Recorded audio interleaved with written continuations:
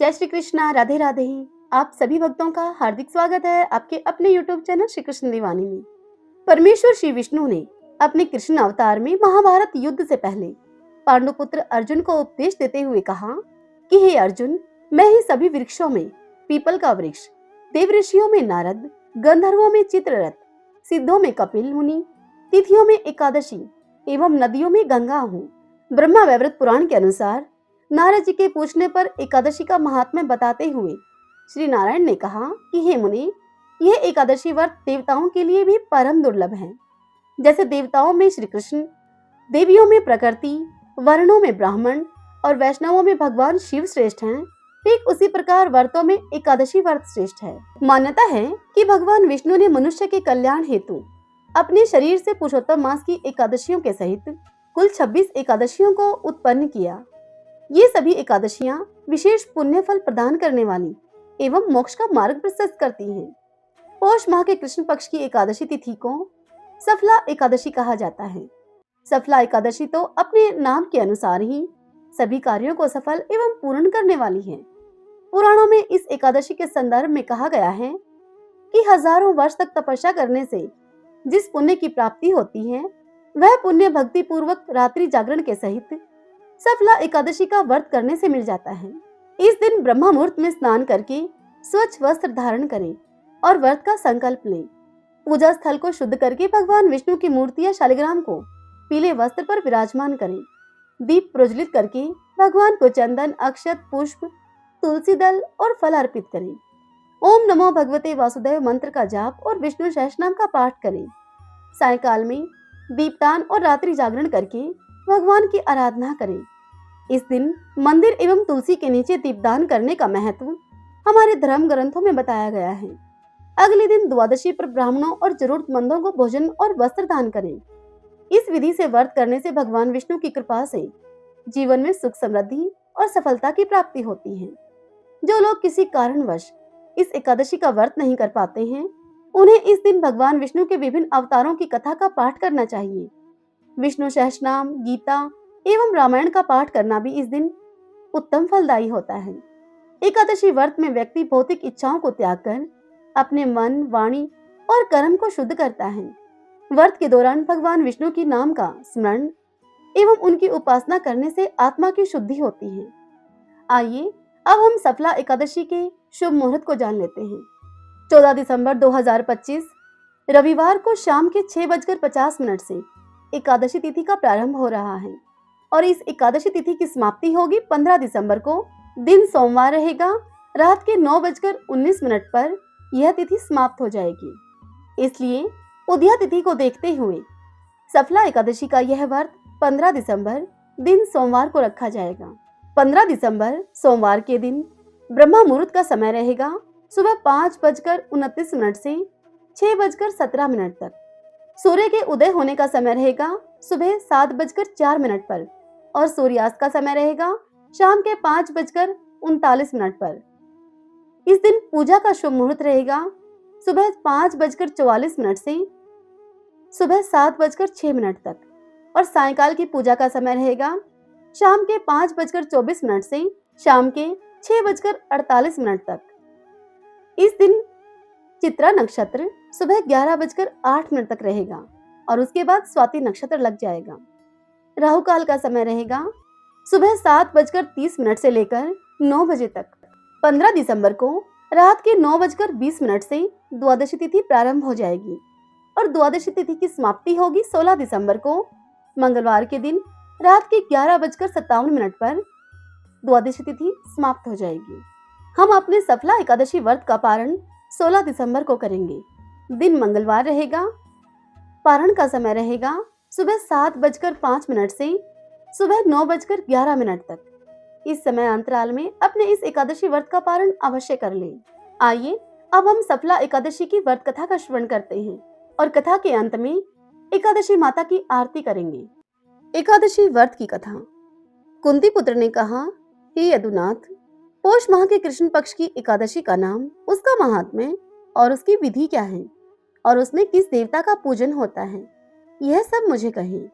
तब देवकी नंदन बोले कि हे कुंती पुत्र, तुम्हारे प्रेम के अधीन होकर यह सब मैं तुम्हें बताता हूँ। अतः अब तुम उसके बारे में मुझसे सुनो। इस एकादशी को सफला एकादशी कहते हैं और इसके देव हैं नारायण। पहले वर्णित विधि के अनुसार ही इस एकादशी का व्रत करना चाहिए और नारायण जी की सफला नाम की एकादशी में मुझे ऋतु के अनुकूल फल अर्पण करें।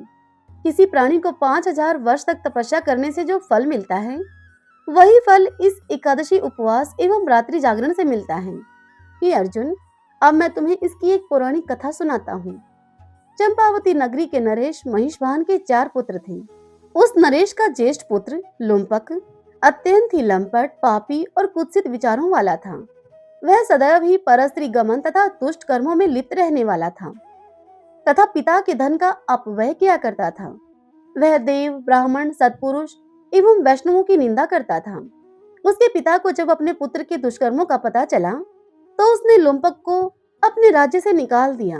लुम्पक के समस्त संबंधियों ने उससे नाता तोड़ लिया। अब लुम्पक चिंतित होकर सोचने लगा कि वह अब क्या करेगा, कहाँ रहेगा और अपने जीवन का यापन कैसे करेगा। अंत में बहुत सोच विचार करने के बाद दिन के समय में वह नगर से बाहर रहता, परंतु रात्रि होने पर वह उस नगरी में वापस आ जाता और चोरी करता, अन्य दुष्कर्म भी वह करने लगा। नगरवासियों को अनेक प्रकार के कष्ट देने लगा और उनसे मारपीट भी करता। वह राज्य के सिपाहियों के द्वारा पकड़ लिया जाता, परंतु राजा के भय के कारण वे उसको छोड़ देते थे। जहाँ पर वह दिन में रहता था, वह स्थान प्रभु को अति प्यारा था। देवों के भोग विलास करने वाले स्थान के पास उस जंगल में एक पीपल का पेड़ था, जहाँ पर कि वह महापापी लुम्पक उस पेड़ के नीचे रहा करता था। कुछ समय के बीत जाने पर उस वृक्ष के नीचे पौष माह के कृष्ण पक्ष की एकादशी को भयंकर सर्दी की रात्रि में लुम्पक अपने दुष्कर्मों के कारण एवं वस्त्रहीन होने के कारण ठंड के मारे मूर्छित हो गया। ठंड के कारण वह रात्रि को जकड़ भी गया था। वह वहां रात्रि भर पड़ा रहा। प्रातः दिन निकलने पर भी सूर्य की गर्मी से भी अब उसकी मूर्छा नहीं टूटी। सफला एकादशी वाले दिन दोपहर तक भी वह होश में नहीं आया। दोपहर के बाद उसको सूर्य के ताप से अब कुछ होश आया तो वह उठकर धीरे धीरे चलकर भोजन प्राप्त करने के लिए चल पड़ा। दुर्बलतावश वह पशु पक्षियों को भी न मार सका, अतः पृथ्वी पर पड़े हुए फलों को एकत्रित करके वह उसी पेड़ के नीचे वापस आ गया। तब तक सूर्यास्त भी हो गया था। उसने उन फलों को पीपल के पेड़ के पास भूमि पर रखकर प्रभु से उन्हें ग्रहण करने का निवेदन किया और फिर विलाप करने लगा। रात्रि भर कष्ट के कारण वह सो भी नहीं सका। रात्रि जागरण और फलदान से भगवान अत्यंत ही प्रसन्न हुए और उसके समस्त पाप नष्ट हो गए। दिन निकलने के बाद वहां पर अनेक प्रकार से सुसज्जित एक रथ आया और वह वहां ठहर गया। ठीक उसी समय एक आकाशवाणी भी हुई। आकाशवाणी ने कहा, हे राजपुत्र, ईश्वर कृपा से तेरे समस्त पाप नष्ट हो गए हैं। अब तुम अपने पिताश्री के पास जाकर अपना राज्य प्राप्त करो। लुम्पक आकाशवाणी को सुनकर अत्यंत ही हर्षित हुआ और बोला, ईश्वर की जय हो, ईश्वर की जय हो। तदुपरांत वह अपने पिता के पास गया। उस रथ में बैठकर सारा वृतांत उन्हें जाकर बताया। चंपावती नरेश राजा महिषमान अपने पुत्र लुम्पक को अपना राज्य सौंपकर अब वन को प्रस्थान कर गए। राजा लुम्पक चंपावती नगरी का राज्य पाकर अत्यधिक प्रसन्न हुआ और फिर धर्म के अनुसार राजकाज चलाने लगा। उसकी पत्नी पुत्र भी नारायण भक्ति करने लगे। वृद्धावस्था आने पर राजा लुम्पक ने भी अपने पुत्र को राजकाज देकर अपनी पत्नी के सहित वन गमन किया। वन में वह अपनी पत्नी के सहित भगवत भक्ति में लीन रहने लगा। अंत में मरणोपरांत अपनी पत्नी के सहित परम धाम अर्थात विष्णु धाम को चला गया। ओम नमो नारायण, ओम नमो नारायण, ओम नमो भगवते वासुदेवाय। सूत जी मुनियों से कहने लगे कि हे मुनियों, अब आप एकादशी व्रत का महात्मा सुनिए। एकादशी का व्रत मोक्ष प्रदाता है। एकादशी चाहे शुक्ल पक्ष की हो या फिर कृष्ण पक्ष की, उस दिन अन्न नहीं खाना चाहिए। जो एकादशी को अन्न खाता है वह तो अपना जीवन नष्ट करता है। एकादशी व्रत के इच्छुक को चाहिए कि दशमी और द्वादशी को भी एक ही समय भोजन करें। एकादशी व्रत का महात्म्य जानने की इच्छा एक बार राजा पृथु ने नारद जी से प्रकट की। तब नारद जी ने राजा पृथु को जो कुछ बताया, अब मैं वही सब आपसे कहता हूँ। नारद जी राजा पृथु से बोले कि राजन, गंगा के समान कोई तीर्थ नहीं, माता के समान कोई गुरु नहीं, विष्णु के समान कोई देव नहीं, और अन्न न खाने के समान कोई तप नहीं। शांति के समान संसार में कोई सुख नहीं, सत्य के समान ज्योति नहीं, कार्तिक के समान मास नहीं, ज्ञान से बढ़कर कोई लाभ नहीं, और एकादशी के समान कोई व्रत नहीं। व्रत करने वाले को चाहिए कि प्रातः काल उठकर भगवान का पूजन करें, पुराणों की कथा सुने, रात्रि को जागरण करें। अब आप इस संबंध में एक प्राचीन कथा आपको कहता हूँ, उसे आप सुनिए। हे राजन, नर्मदा नदी के तट पर गालव मुनि का एक बड़ा ही शोभायुक्त और मनोरम आश्रम था। उन मुनि का पुत्र भद्रशील भगवान विष्णु का परम भक्त था। भद्रशील अपने मित्रों के साथ भगवान की मूर्ति बनाकर उनकी पूजा किया करता था। उसके मित्र भी भगवान की पूजा करते थे। तत्पश्चात वह उन्हें उपदेश देता था कि वे एकादशी का व्रत भी करें। अपने पुत्र के उस ऐसे चरित्र को देखकर एक बार गालव मुनि ने बड़े ही स्नेहपूर्वक अपने पुत्र से पूछा कि हे पुत्र, तुम हर समय भगवान विष्णु की पूजा अर्चना में लगे रहते हो, और इतना ही नहीं, तुम इस कार्य के लिए दूसरों को प्रेरित भी करते हो। यह उपदेश तुम्हें किसने दिया है? यह सुनकर भद्रशील ने अपने पिता को नमन किया और फिर श्रद्धा युक्त होकर कहा कि हे पिताश्री, अब मैं आपको अपने पूर्व जन्म का वृतांत बताता हूँ। पूर्व जन्म में मैं चंद्रवंश में धर्मकीर्ति नाम का राजा था। मैंने दत्तात्रेय जी से शिक्षा ली थी। उस जन्म में मैंने 1000 वर्षों तक शासन किया, किंतु जीवन के उत्तरार्ध में दुर्भाग्यवश मैं बुरी संगत में पड़ गया। वेद मार्ग को छोड़कर मैं पाखंड के मार्ग पर चल पड़ा। जब मेरा आचरण बिगड़ा तो मेरी प्रजा का आचरण बिगड़ते हुए भी देर नहीं लगी। एक दिन मैं शिकार खेलने के लिए वन में गया। उस दिन मैं भूखा प्यासा ही रहा। घूमते घामते मैं नर्मदा नदी के तट पर जा पहुंचा। संयोगवश उस दिन एकादशी की तिथि थी और वहां पर अनेक वैष्णव भक्त भगवान का कीर्तन कर रहे थे। मैं भूखा प्यासा वहीं पर पड़ा रहा और रात्रि भर उनके इस कीर्तन को सुनता रहा, क्योंकि भूख के कारण मुझे नींद नहीं आ रही थी। प्रातः होने पर इधर उनका कीर्तन समाप्त हुआ और उधर मेरे प्राण निकल गए। अब यमदूत मुझे लेकर चित्रगुप्त जी के पास जा पहुंचे। चित्रगुप्त ने कहा कि मैंने बहुत पाप किए हैं, किंतु एकादशी व्रत के बाद चूंकि मेरे प्राण निकले हैं, तो इस कारण से मैं सभी पापों से मुक्त हो गया हूँ। यह सुनते ही स्वयं यमराज ने मुझे प्रणाम किया और फिर अपने दूतों को बताया कि एकादशी का व्रत करते हुए जिसके भी प्राण निकले हों, वह स्वर्ग का अधिकारी होता है। जो कोई अनजाने में भी एकादशी का व्रत करता है, उसके समस्त पाप नष्ट हो जाते हैं। इसके बाद हे पिताश्री, मुझे एक सुंदर विमान में बैठाकर स्वर्ग भेज दिया गया और उसके बाद हजारों वर्षों तक इंद्रलोक और विष्णुलोक में निवास करने के बाद अब मैंने आपके घर में जन्म लिया है। राजा पृथु से इतनी बात बताकर नारद जी आगे कहते हैं कि राजन, एकादशी व्रत की महिमा तो अपार है। जो भी श्रद्धा भक्ति से इस कथा को पढ़ता है अथवा सुनता है अथवा सुनाता है, उसके सभी पाप नष्ट हो जाते हैं और सभी सुखों को भोगकर अंतकाल में वह वैकुंठ का अधिकारी बनता है। श्रीमन नारायण नारायण हरि हरि, भजमन नारायण नारायण हरि हरि। इतनी बात सुनकर महाराज पृथु ने नारद जी से फिर से पूछा कि हे देवऋषि नारद जी, प्रभु की कथाएं सुनते सुनते मुझे अपार सुख मिल रहा है। अब आप कृपा करके भगवान की पूजा किस भाव से करनी चाहिए, यह मुझे बताइए। तब नारद जी बोले कि राजन, भगवान तो भक्ति के भूखे हैं। इस संबंध में मैं तुम्हें एक कथा सुनाता हूँ, ध्यान पूर्वक सुनिए। एक समय की बात है, कांतिपुर नामक राज्य में चोल नाम का एक राजा राज्य करता था। वह राजा बड़ा ही धर्मात्मा एवं प्रजापालक था। उसके राज्य में समस्त प्रजा सुखी एवं संपन्न थी। दरिद्र, दुखी अथवा पीड़ित उस राज्य में कोई भी नहीं था। अतः उस राजा के नाम से ही उस राज्य का नाम चोल पड़ गया। एक दिन राजा मंदिर में भगवान की मणि मुक्ताओं से पूजन करके वही मंदिर के भीतर एक और बैठ गया। वह गर्वपूर्ण नजरों से देखता और मन में सोचता कि मैंने मणि मुक्ताओं से भगवान की पूजा की है।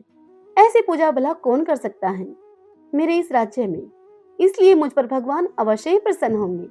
इस प्रकार वह भगवान की प्रतिमा को निहार निहार कर मन ही मन प्रसन्न हो रहा था। तभी वहां पर विष्णु शर्मा नाम का एक ब्राह्मण आया। उस ब्राह्मण ने जल और तुलसी दल से भगवान की पूजा की। हे राजन, उसके तुलसी दलों से राजा की संपूर्ण पूजा के मणि मुक्ता आदि ढक गए।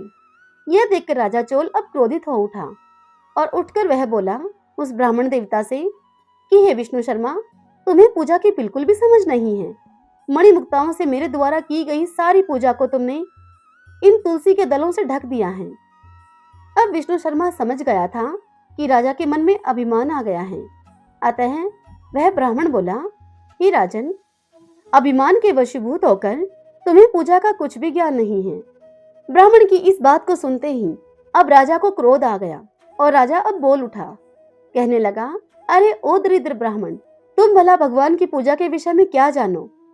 अहंकार से भरे हुए राजा ने कहा कि क्या तुमने कोई कभी मंदिर बनवाया है? कभी भगवान की प्रसन्नता के लिए कोई यज्ञ किया है तुमने? मैं यहाँ सभी उपस्थित जनों के समक्ष कहता हूँ कि भगवान की यह रुकी सुखी पूजा करके देखते हैं पहले तुम स्वर्ग जाते हो या फिर मैं।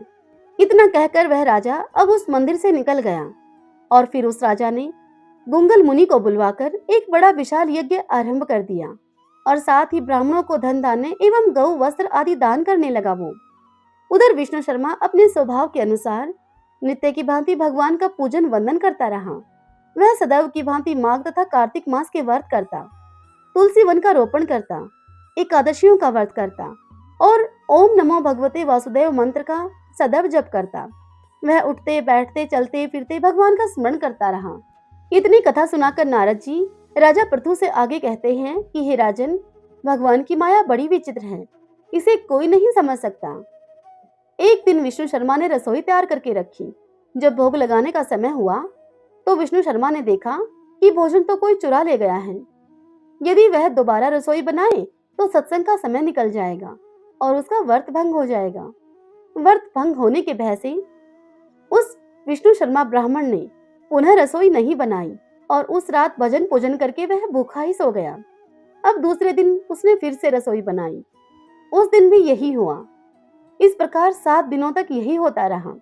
7 दिन बीतते बीतते वह ब्राह्मण विष्णु शर्मा अब भूख से विकल होकर बड़ा ही दुर्बल हो गया था, किंतु उसने अपने नियम को भंग नहीं किया।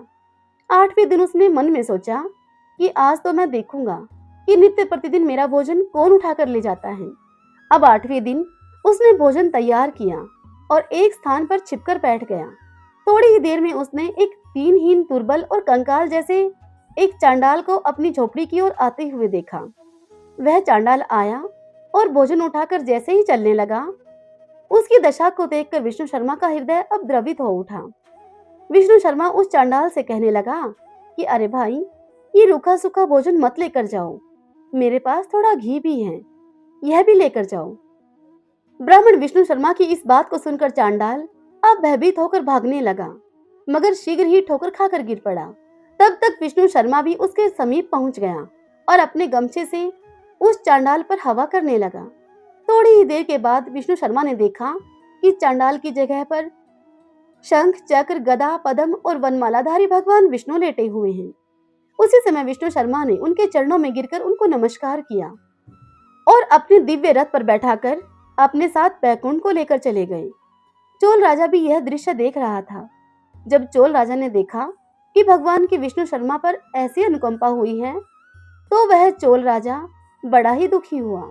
यह बात उसके हृदय को अब कचोटने लगी कि उसका दान पुण्य तो सब व्यर्थ हो गया।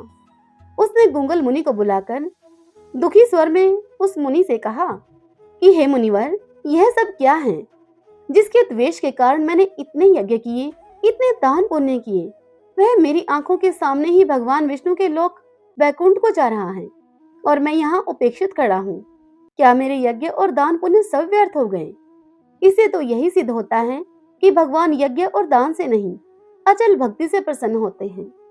चोल राजा ने आजीवन ब्रह्मचार्य धारण किया हुआ था, अतः उनके कोई संतान तो थी नहीं, इसलिए उन्होंने अपना सारा राजपाट अपने भांजे को सौंपकर और यह कहते हुए कि हे प्रभु, मुझे अचल भक्ति दीजिए, अब वे अग्नि कुंड में कूद गए। यह देखकर गुंगल मुनि ने भी क्रोध के मारे अपनी शिखा उखाड़ फेंकी। तब भक्त वत्सल भगवान विष्णु ने राजा चोल के अग्नि कुंड में कूदते ही उसे अपने आलिंगन में ले लिया और अपने लोक को लेकर चले गए। वैकुंठ में उन्होंने विष्णु शर्मा को शील और राजा चोल को सुशील नाम देकर अपना द्वारपाल नियुक्त कर लिया। इस प्रकार वे दोनों भगवान के साथ रहने लगे। नारद जी राजा पृथु को इतनी बात बताकर उनसे आगे कहते हैं कि हे राजन, आज भी चोल देश में राजा का उत्तराधिकारी उसका भांजा होता है और इस घटना के बाद गुंगल गोत्रीय ब्राह्मण शिखा भी नहीं रखते। भगवान तो भावना और प्रेम के भूखे हैं, उन्हें तो प्रेम से रिझाना चाहिए। श्रीमन नारायण नारायण हरि हरि, भज मन नारायण नारायण हरि हरि।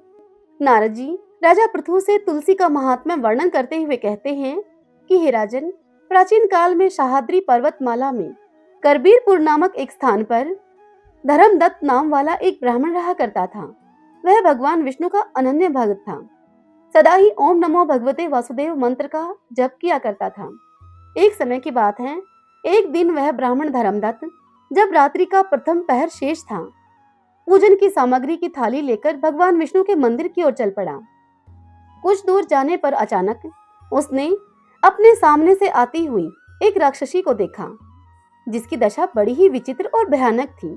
उसकी देह पर कोई वस्त्र नहीं था, उसकी आंखें लाल और दांत टेढ़े मेढ़े थे।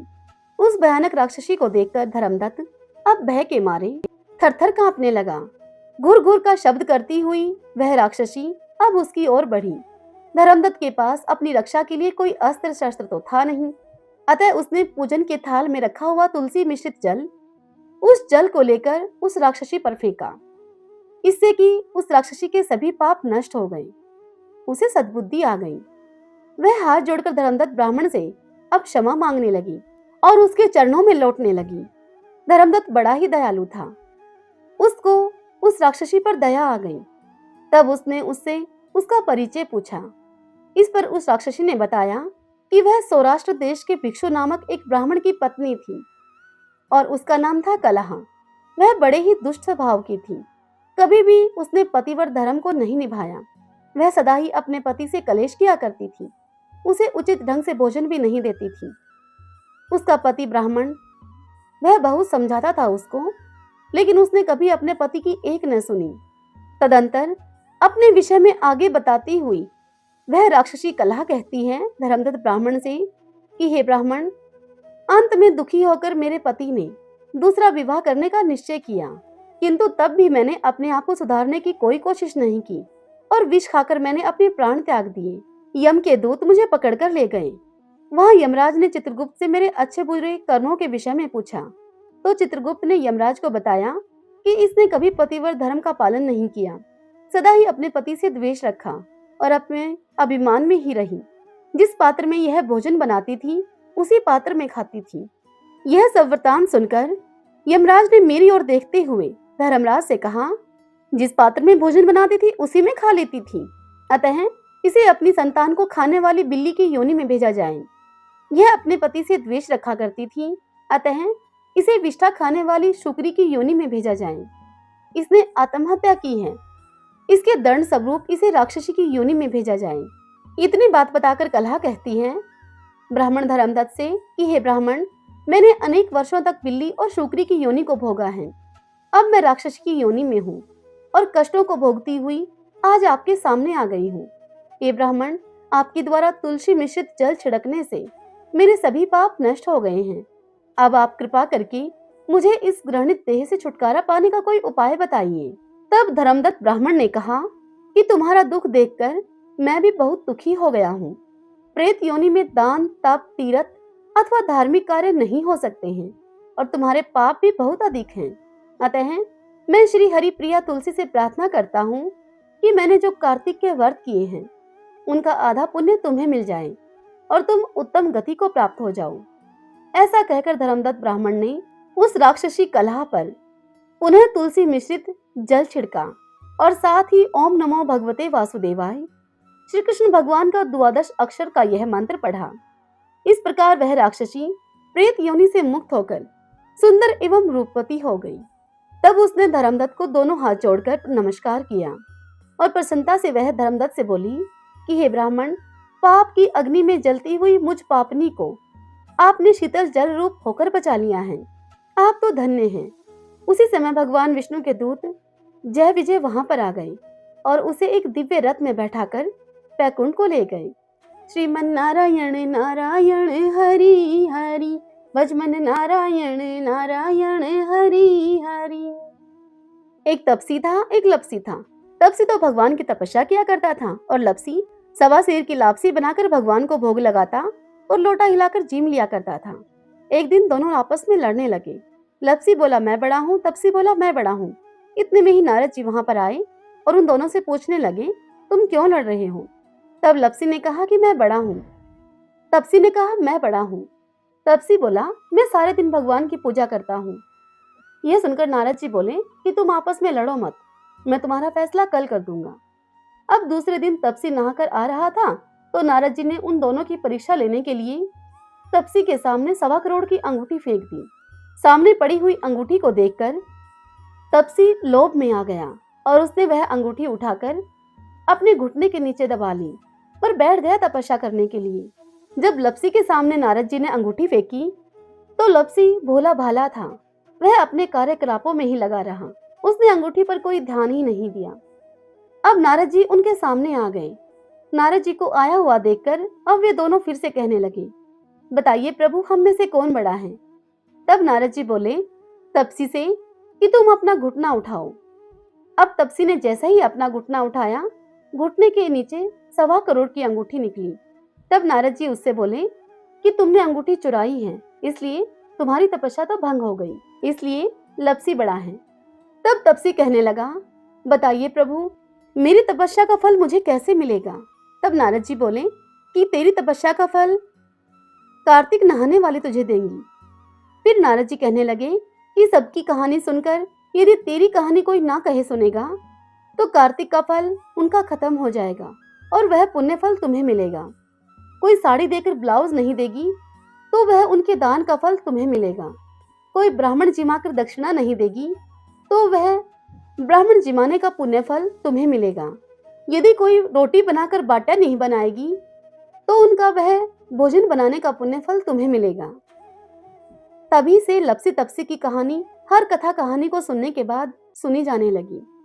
बोलिए विष्णु भगवान की जय। ओम नमो भगवते वासुदेवाय।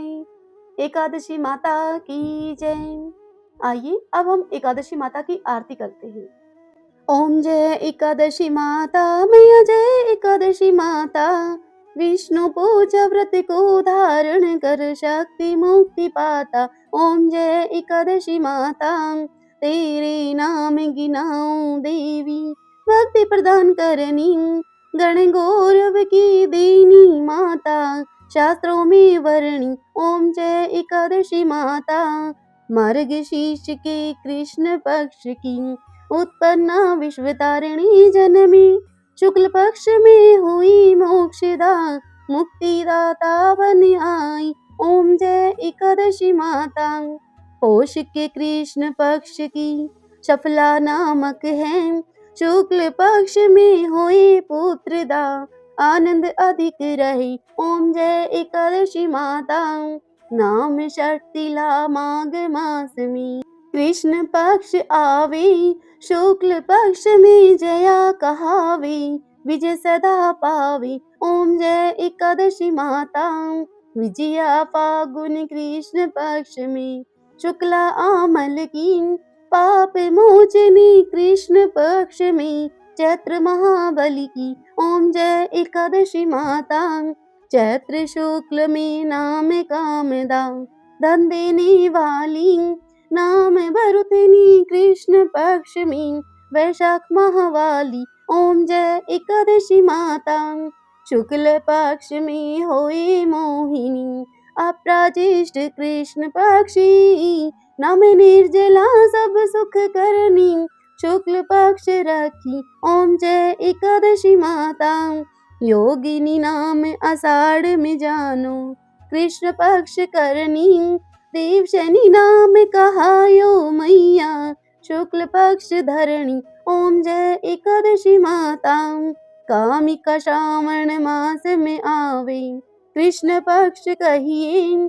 श्रावण शुक्ला होए पवित्रा, आनंद से रहिए। ओम जय एकादशी माता, अजा भाद्रपद कृष्ण पक्ष की, परिवर्तन शुक्ला, इंदिरा अश्विन कृष्ण पक्ष में भवसागर निकला। ओम जय एकादशी माता, पापान कुशा है शुक्ल पक्ष में, आप हरण हारी, रमा मास कार्तिक में आवे, सुखदायक भारी। ओम जय एकादशी माता, देव उत्थानी शुक्ल पक्ष में, दुखनाशक मैया, पावन मास में करूं मैं विनती, पार करो नैया। ओम जय एकादशी माता, परमा कृष्ण पक्ष में होती, जन मंगल करणी, शुक्ल पक्ष में होए पद्मनी, दुख दारिद्र हरिणी। ओम जय एकादशी माता। जो कोई आरती एकादशी की भक्ति सहित गावे, जन गुरु दीता स्वर्ग का वासा, निश्चय वह पावे। ओम जय एकादशी माता, ओम जय एकादशी माता, मैया जय एकादशी माता। विष्णु पूजा व्रत को धारण कर, शक्ति मुक्ति पाता। ओम जय एकादशी माता, ओम जय एकादशी माता। बोलिए एकादशी माता की जय। श्री लक्ष्मी नारायण भगवान की जय। श्री राधा कृष्णाभ्यां नमो नमः। ओम नमो भगवते वासुदेवाय।